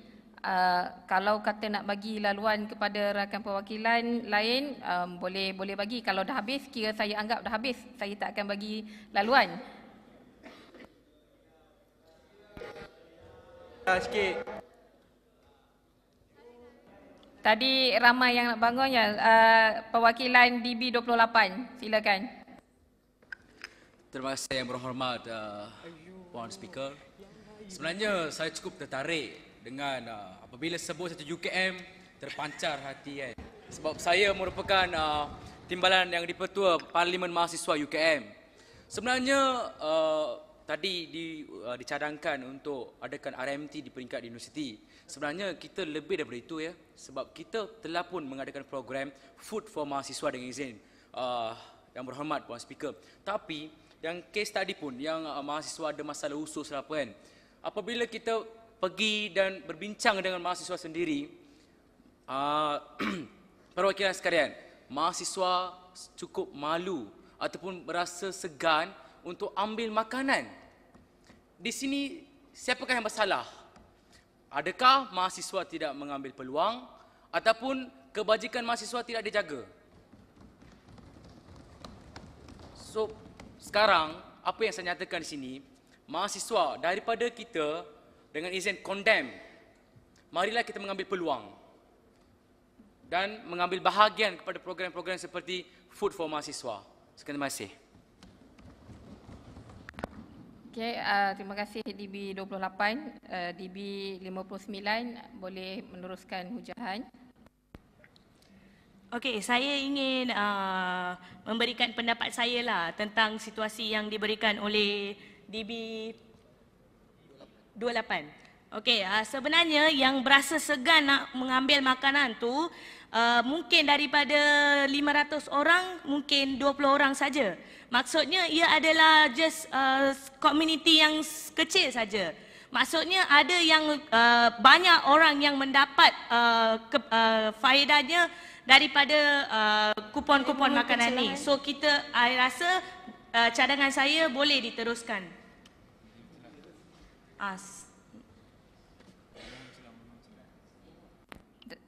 Teruskan, ya, ada pencerahan daripada DB 17.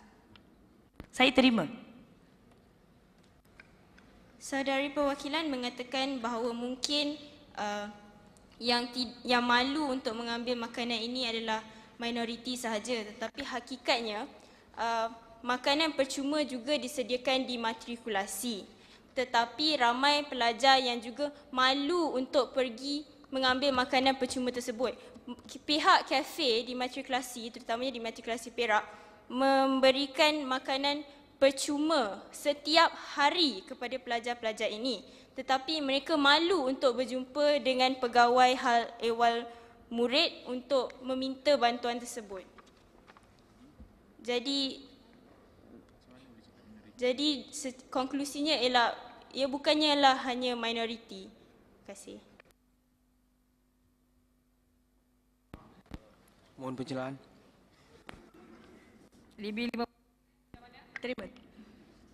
Terima kasih saudari perwakilan. Terima kasih yang berhormat Puan Speaker.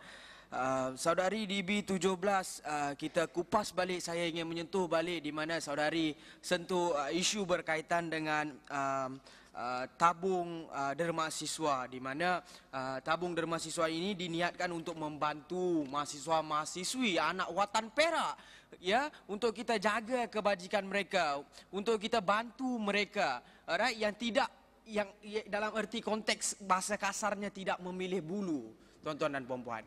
Alright, di sini saya ingin beritahu, ingin buat sedikit penekanan, ya, di mana dengan DB 53, adakah relevan hujah anda dengan apa yang dibangkitkan sebentar tadi?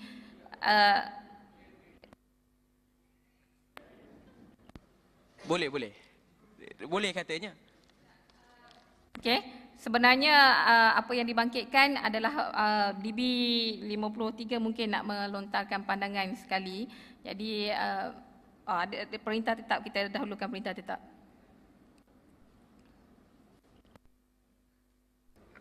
Saya menyebut tentang masalah makanan, tetapi saudara menyebut tentang mahasiswa, tabung mahasiswa. DB 17, baca dulu perintah tetap apa? Perkara 29 perkara 1, seorang perwakilan hendaklah menghadkan pandangannya kepada perkara yang dibincangkan sahaja dan tidak boleh mengeluarkan apa-apa perkara yang tidak berkaitan dengannya.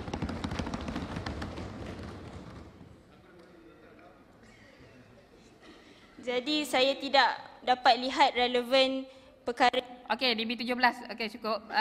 Ini masa DB 59 dan minta DB 59 untuk menghabiskan perbahasan.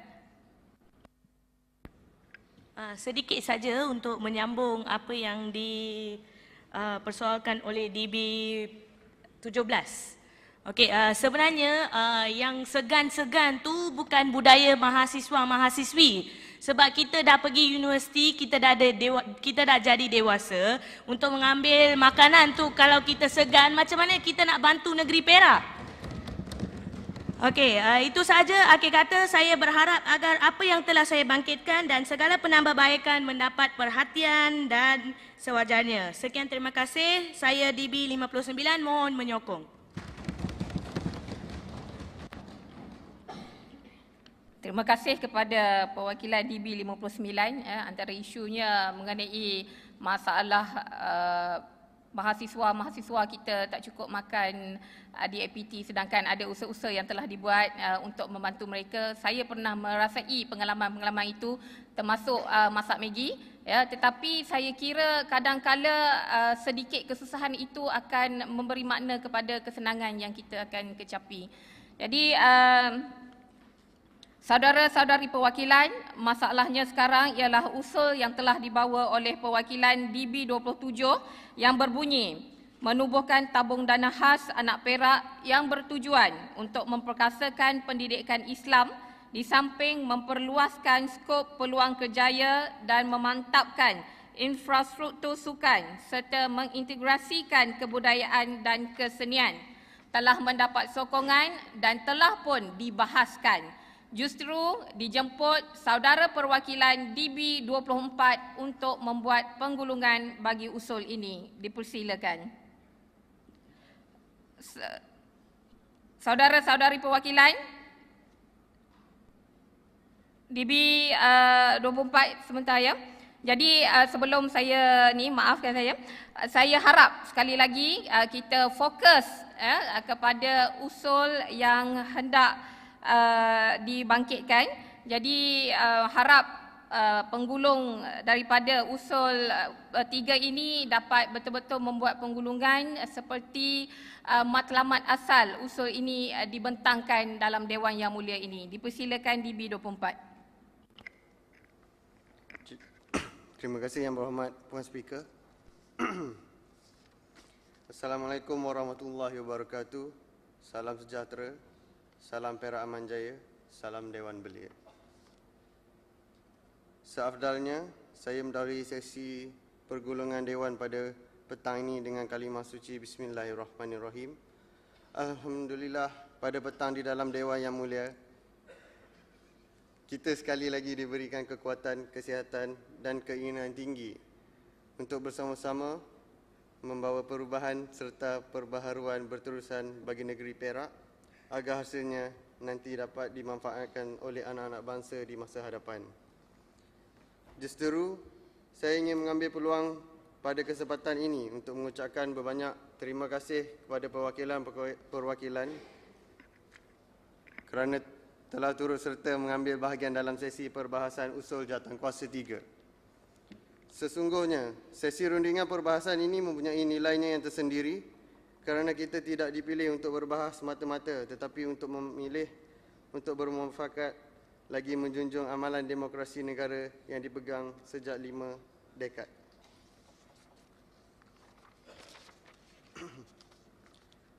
Sememangnya banyak perkara yang telah dikemukakan semasa sesi perbahasan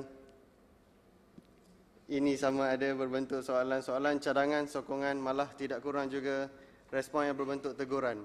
Walau apapun rupa dan ragam respon yang diberikan demi memastikan pembangunan pendidikan, kerjaya, sukan dan kebudayaan dan kesenian yang saksama lagi merimbang mencapai matlamat serta boleh dimaterialisasikan.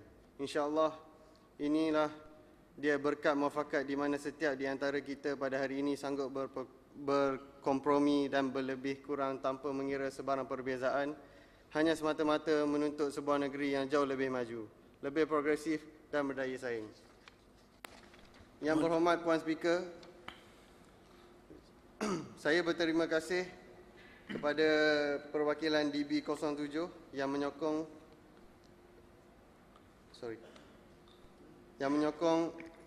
usul dan cadangan kami. Yang Berhormat Puan Speaker, Mulalan DB24 nak bagi laluan kepada DB27. Saya beri laluan. Terima kasih Yang Berhormat Puan Speaker. Saya cuma nak beri sikit penjelasan lebih lanjut mengenai apa yang telah dikatakan oleh Saudara Ihsan. Saudara Ihsan pula DB24. Untuk makluman seisi Dewan, untuk makluman dari segi PK yang seperti mana yang telah dikatakan oleh DB35, untuk makluman bahawa yang diadakan di pejabat penghulu itu yang saya baru cek sebentar tadi adalah PSS, Pusat Subur Setempat, yang diadakan di pejabat penghulu. Yang itu adalah salah satu yang telah diadakan di pejabat penghulu, tapi bukannya PK itu sendiri. Itu penjelasan yang pertama. Yang kedua, mengenai yang dibangkit oleh DB38 mengenai demo siswa dan kos sara hidup, seperti mana yang dinyatakan DB38 bahawa kita mengharapkan pulangan daripada apa yang anak Perak yang telah kita bantu. Bukan itu yang kita mahukan. daripada negeri Perak. Sebenarnya kita mencadang kepada negeri Perak, kita akan membantu anak-anak dari negeri Perak yang menyambung pelajaran di keluar negara. Kita bukan nak membantu sepenuhnya, tetapi sekurang-kurangnya mengurangkan beban mereka untuk ke sana. Itu yang cuba yang diceritakan atau dimaklumkan, dibahas, diungkapkan dalam usul yang dibentang oleh saya sebentar tadi. Dan itu juga ada dibangkitkan mengenai kafatulin. Saya ingin menjelaskan sedikit mengenai kafatulin. Kafatulin yang telah dilaksanakan di negeri Johor, bahawa di mana pada siang harinya telah dilaksanakan sekolah harian. Dan habisnya sekolah harian, pada waktu petang dilaksanakan sekolah agama rakyat. Salahkah kalau kita mewajibkan mengadakan kelas pendidikan agama? Saya mencelah, saya tak boleh bagi laluan. Kena minta dah. Saya pun tengah mencelah.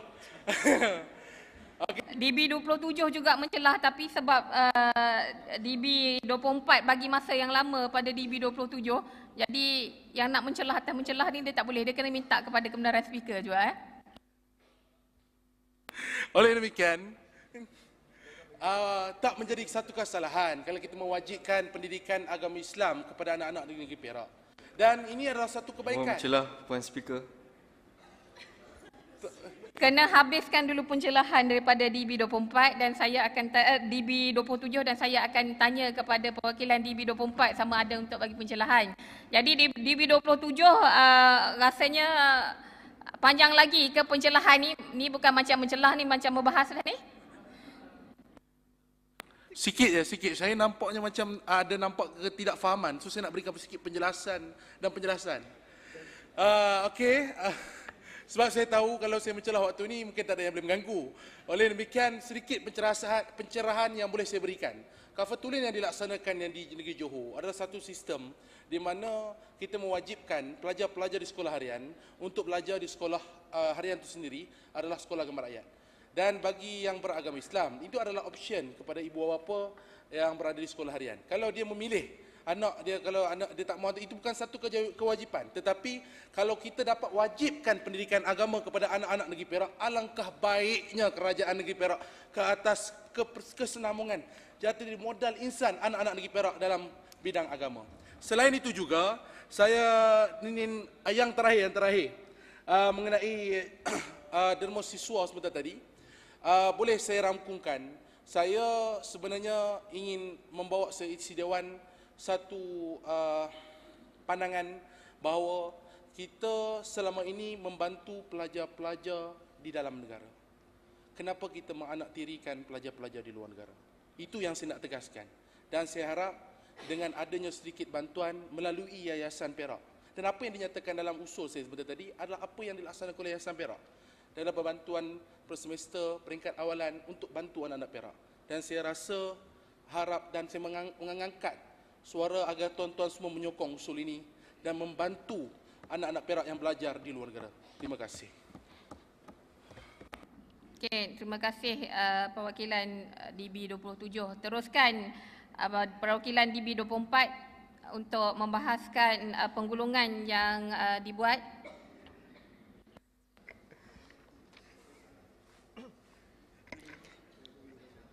Terima kasih Yang Berhormat Puan Speaker. Terima kasih kepada sahabat saya DB27 kerana dah terangkan panjang lebar. So saya pun tak tahu nak terang apa dah ni. Mohon pencerahan. Saya menolak.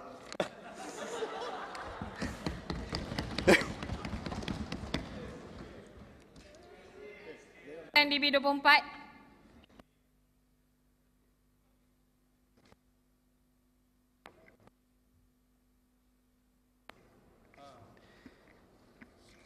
Okey, saya teruskan pergolongan. Menyimpul bicara, saya mohon maaf atas sebarang kesilapan dan mana-mana soalan maupun cadangan perwakilan sekalian yang tidak sempat saya sebut ataupun jawab. Janganlah tergilan. Justru itu saya mengajak semua perwakilan agar kita bekerjasama untuk menaikkan martabat belia. Dengan ini saya sudahi dengan Mohon pencerahan. DB24, sebelum nak tamat pengujahan, saya masih lagi bagi masa. Jadi kalau nak bagi laluan kepada DB39 untuk buat pencerahan, boleh dipertimbangkan sekiranya DB24 nak. Ini kuasa DB24 untuk bagi laluan ataupun tidak. Mencelah. Saya beri. Bagi pada siapa? Terima kasih Puan Speaker. Saya nak tanya sikit saja. Pada dasarnya saya menyetujui kafatulin ini, tetapi apabila cadangan mewajibkan pelajar di sekolah harian, jadi saya nak tanya apakah nasib sekolah agama rakyat? Pasal dia dah diwajibkan. Jadi saya nak tanya apakah nasib sekolah agama rakyat? DB24 ni silakan. Kafatulin tu dijalankan di sekolah agama rakyat. So saya rasa tak ada apa-apa masalah kalau di sekolah, selepas waktu sekolah dan telah... Mohon pencerahan. DB24 nak bagi ataupun tidak kepada DB44? Tidak. Teruskan DB24.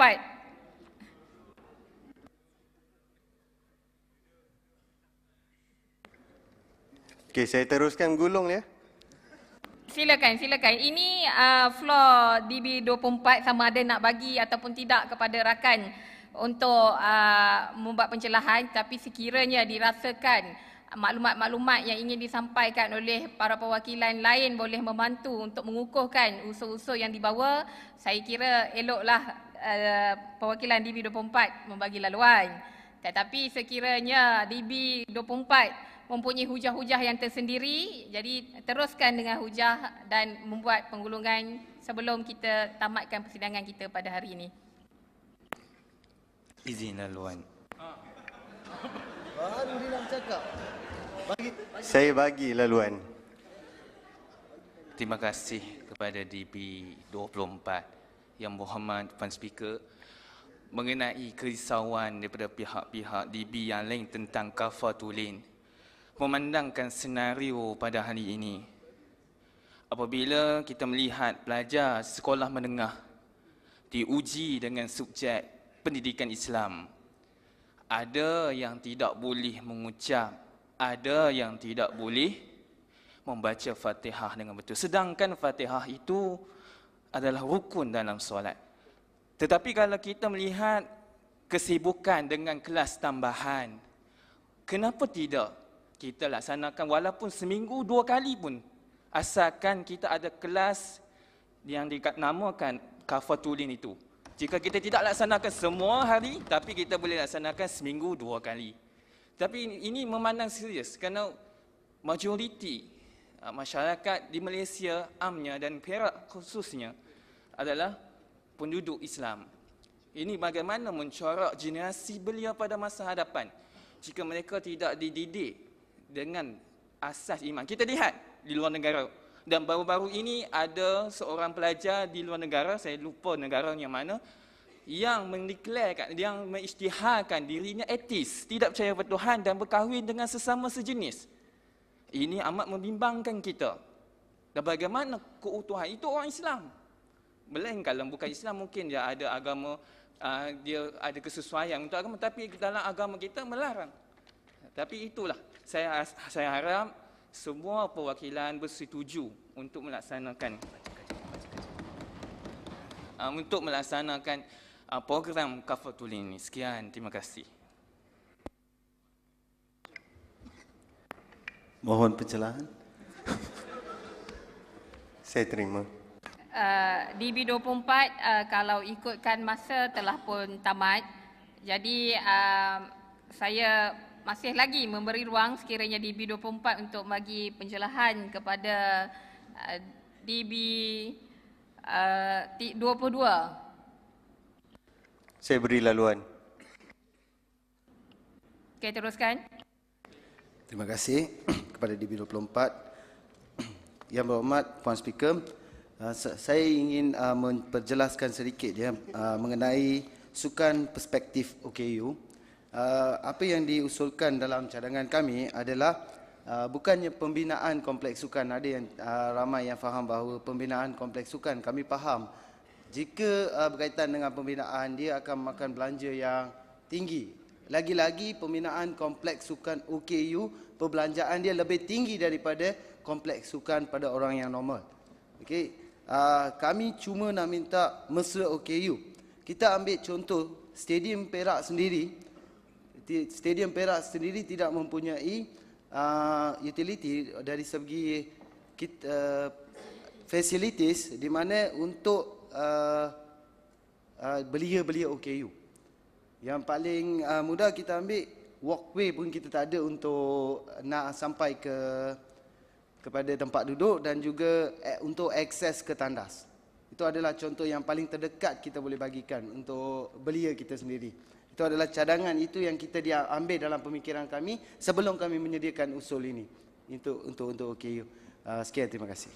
Okey, terima kasih perwakilan DB22. Walaupun yang tengah diperbincangkan tadi mengenai isu kafatulin, tetapi DB22 membangkitkan mengenai kompleks sukan OKU, saya boleh terima lagi lah sebab masih dalam usul yang nak diperbincangkan dan sebenarnya saya faham DB22 sebenarnya membantu DB24 untuk membuat penggulungan. Ya, jadi teruskan DB24 dan saya bagi masa 1 minit untuk penggulungan. Teruskan. Jangan nak celah dah. Terima kasih Yang Berhormat Puan Speaker. Menyimpul bicara, saya memohon maaf atas sebarang kesilapan dan mana-mana soalan maupun cadangan perwakilan sekalian yang tidak sempat saya sebut ataupun jawab. Janganlah tergilan. Justru saya sudahi saya punya pergulungan ini.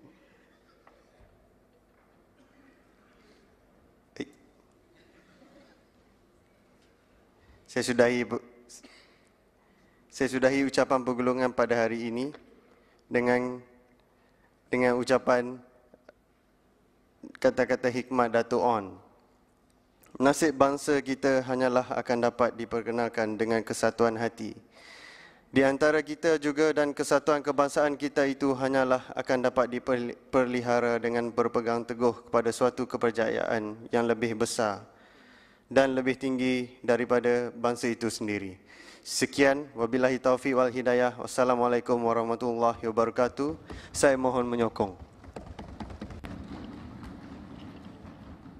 Terima kasih kepada perwakilan DB24 yang saya lihat kumpulan di bawah jawatankuasa yang diwakili oleh DB24 betul-betul berniat untuk membantu penggulungan terakhir daripada DB24 untuk mempertahankan usul yang dibangkitkan oleh jawatankuasa mereka. Saudara-saudari perwakilan, masalahnya sekarang ialah usul yang telah dibawa oleh saudara perwakilan DB27 yang berbunyi menubuhkan tabung dana khas anak perak yang bertujuan untuk memperkasakan pendidikan Islam di samping memperluaskan skop peluang kerjaya dan memantapkan infrastruktur sukan serta mengintegrasikan kebudayaan dan kesenian telah pun disokong, dibahaskan dan digulung. Sekarang saya menjemput saudara-saudari perwakilan mengundi. Yang bersetuju, sila bersuara bersetuju. Dan yang tidak bersetuju, sila bersuara tidak. Lebih suara bersetuju, maka usul itu dipersetujui. Sebelum kita tangguhkan persidangan kita pada hari ini, saya sekali lagi ingin menekankan kepada saudara-saudari perwakilan agar bagi pembahas-pembahas esok dapat melihat semula fakta-fakta ataupun hujah-hujah yang ingin disampaikan dengan membuat kajian-kajian dengan lebih terperinci dan juga pastikan menggunakan sepenuhnya masa yang telah diberi oleh Dewan ini kepada saudara-saudari perwakilan dalam membahaskan hujah-hujah. Kerana kita sayang, hanya dalam tempoh 2 hari ini, sekiranya kita tidak menggunakan masa dan amanah yang diberikan oleh belia-belia di luar sana kepada kita, maka adalah satu kerugian kepada kita semua. Jadi, maka saya mencadangkanlah daripada perwakilan, sila bangun untuk Dewan ini ditangguhkan.